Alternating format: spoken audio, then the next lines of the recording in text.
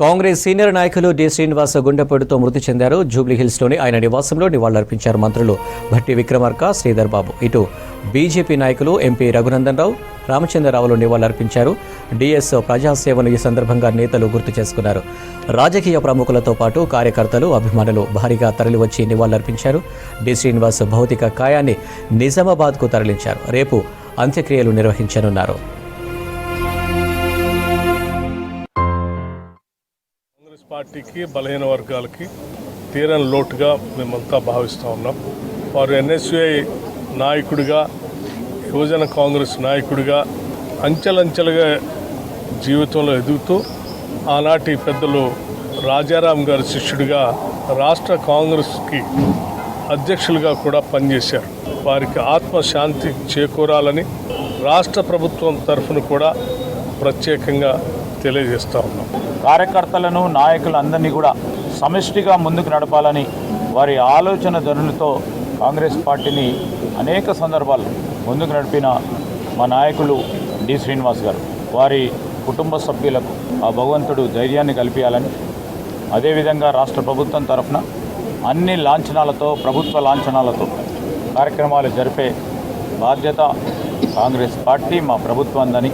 బడుగు బలహీన వర్గాల ఆశాజ్యోతే కాదు, అన్ని వర్గాల ప్రజలకు, నాలాంటి వారికి ఎన్ఎస్పీ యూత్ కాంగ్రెస్లో ఉన్నప్పుడు ప్రోత్సాహం ఇచ్చి నాలాంటి ఎంతోమందిని ఎమ్మెల్యేలు, ఎంపీలు కావటానికి అందరికి కూడా మాకు ఆశీర్వదించి మేము ఈ స్థాయిలో ఉన్నామంటే అందుకు ముఖ్య కారణం అందులో ఒకరు డి శ్రీనివాస్ గారు. డి శ్రీనివాస్ గారు గొప్ప మనిషి. రిజర్వ్ బ్యాంకులో ఉద్యోగిగా ప్రస్థానం మొదలుపెట్టి రాష్ట్ర పిసిసి అధ్యక్షునిగా ఎదిగి తెలంగాణ రాష్ట్ర సాధనలో ప్రముఖ పాత్ర పోషించిన వ్యక్తి, తెలంగాణ కోసం తపన పడ్డ వ్యక్తి, అన్ని వర్గాలకు అందుబాటులో ఉండి జీవితాన్ని రాష్ట్ర ప్రయోజనాల కోసం అంకితం చేసిన వ్యక్తి. ఈ రోజున వారు లేకపోవడం దురదృష్టం. రాష్ట్రానికి తీరని లోటు. వారికి ఆత్మకు శాంతి కలగాలని కుటుంబ సభ్యులకు ప్రగాఢ సానుభూతి తెలియజేస్తాం. చిన్న చిన్న ఆరోగ్య సమస్యలు ఉన్నాయని అప్పుడప్పుడు నాతో మాట్లాడుతూ ఉండేవాడు. అలాగే రాజకీయ విషయాలపైన కూడా నేను ఉపరాష్ట్రపతిగా ఉన్నప్పుడు, అంతకుముందు కూడా తరచుగా కలిసి పరస్పరం అభిప్రాయాలు తెలుసుకుంటుండేవాళ్ళం.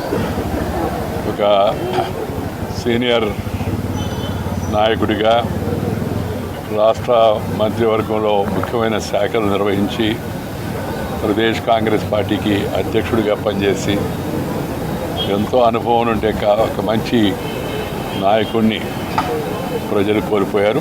అనేక మంది యువ నాయకులకి, కొత్త తరం నాయకులకి పార్టీలతో నిమిత్తం లేకుండా ఎంతోమందికి మార్గదర్శనం చేసి తెలంగాణ రాష్ట్ర సాధన కోసం జరిగినటువంటి పోరాటంలో తన వంతు కృషిని, తన వంతు సహకారాన్ని కాంగ్రెస్ పార్టీ నుంచి ఇప్పించి తెలంగాణ రాష్ట్ర సాధన కోసం, ఆ బిల్లు పార్లమెంట్లో ప్రవేశపెట్టడం కోసం సహకరించినటువంటి ఆ మహనీయుడి మృతి పట్ల అశ్రు నివాళిని తెలియజేస్తూ, బయట సాధారణమైన ఒక రాజకీయ జీవితం గడుపుతున్న వారితో ఎప్పుడు కూడా ఒకే రకంగా ఉండేటువంటి వారు, విషయాల పట్ల ఒక స్పష్టమైన అవగాహన కలిగినటువంటి వ్యక్తి.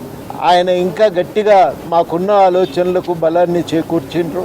వారు చెప్పిన మాట ప్రకారమే గట్టిగా నిలబడి 14 లోపే తెలంగాణ సాధించుకోవాలనే ప్రయత్నాన్ని ఇంకా ముమ్మరం చేసిన చాలా కీలకమైన సమయం. ఆ రకంగా వారు చేసిన సూచన చాలా ఉపయోగం.